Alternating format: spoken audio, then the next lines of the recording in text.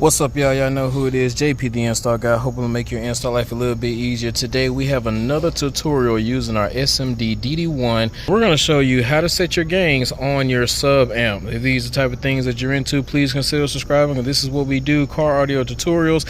Anything car audio install related is pretty much what the channel is about. From time to time, I like to share my car audio knowledge, so whether you're beginner or advanced, this channel just might be for you.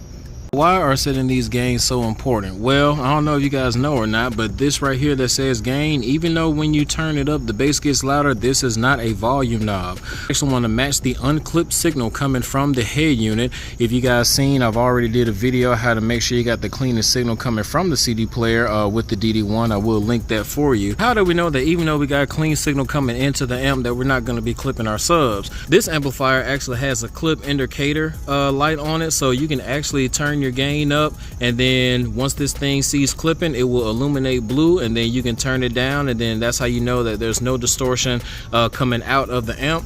But whether you have a clip indicator on your amp or you don't, it's still safe to go ahead and use the DD1 to make sure that we're not clipping nowhere inside our system, and I'm gonna show you how to do that right now. So first thing we want to do on the amp is make sure that we have everything set properly. We want to make sure that our bass boost is turned all the way down, or at whatever setting that you have it. I usually keep mine on 0, and you want to make sure that your sub amp can allow all the frequencies to come in. So your low pass filter needs to be turned all the way up, and your subsonic should be turned all the way down. That way we will actually allow anything from 10 Hertz all the way up to 250 Hertz to come in. Now we're only going to be testing this with a 40 Hertz tone, so we should be good within that range, but it's just best to make sure that your crossovers are wide open, and then you can go adjust them as soon as you get done tuning that gain. And at this time, if you guys have any type of bass knob or a line level adjustment, you want to go ahead and set that knob to where you want it to be. That way, when you actually get done tuning the amp, if you turn the knob down, the bass completely goes out, and then when you turn it up, it only maximizes the cleanest signal that's coming out of your amplifier. Next thing we want to do is we want to actually plug in our RCA cable inside the DD1, and then you want to disconnect the speaker wires from the amp. That way you're not playing 40 Hertz through the actual subs, but you want to actually take your positive and negative probe and go ahead and mount those inside the amplifier. That way we can get a clear reading. Next thing you want to do is you want to go to your radio, and you want to make sure that your EQ is flat. All your crossovers are on through, so we can allow the frequencies to come through the radio into the amplifier. And since you watched my other video on making sure that you have the cleanest signal coming from the head unit, you already know what volume you need to turn it up at, and now we can make sure we pick the right track to tune that amp. You want to put in your CD or your USB, go to SMD and go to distortion detector, and we have a couple of options that we can use. If we want everything to be 100% clean and unclipped, we can use track 1.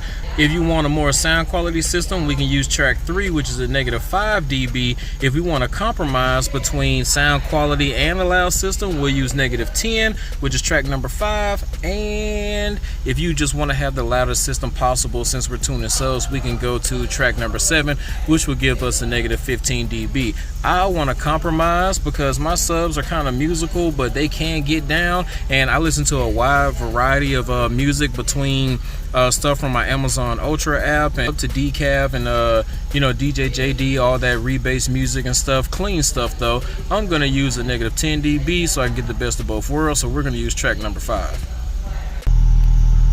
Alright, so right now we got the RCAs plugged in, our gain is down at the bottom, we have our 40 Hertz detected, and we have our signal, and all we want to do now is turn that gain up until we see distortion.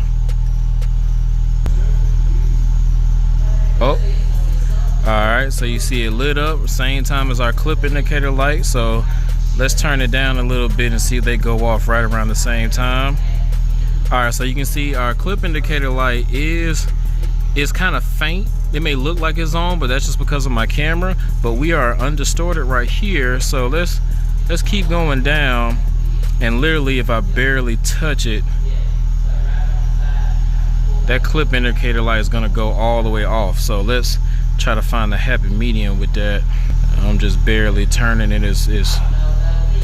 Alright, so it's starting to illuminate. Alright, both of them are distorted right there. Turn it down.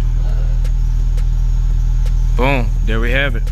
And believe it or not, y'all, that is all you have to do to make sure that that gain is set. So now we are clean coming into the amp. We're going to be clean coming out of that amp, and you just set your gains. Now stay tuned, because we do have a SMD CC1 that's going to be coming in pretty soon. I'm going to show you guys how to actually tune your crossovers, because it is hard to see where exactly 80 hertz is when 50 is over here and 250 is over here. So that CC1 is going to be the tool that we actually use to make sure that we get those crossovers dialed in perfectly.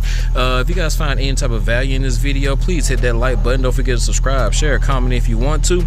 I want to take the time to give a shout out to all my Patreons. You guys go the extra mile supporting me in the channel, so I go the extra mile supporting you by giving you the behind the scenes footage, one-on-one help. And that was wire diagrams if you are working on a vehicle of your choice. I will have these links in the description for y'all, because we will be having these on the website at jptheinstallguy.com. So till next time, happy installing, and I hope everybody has a blessed day.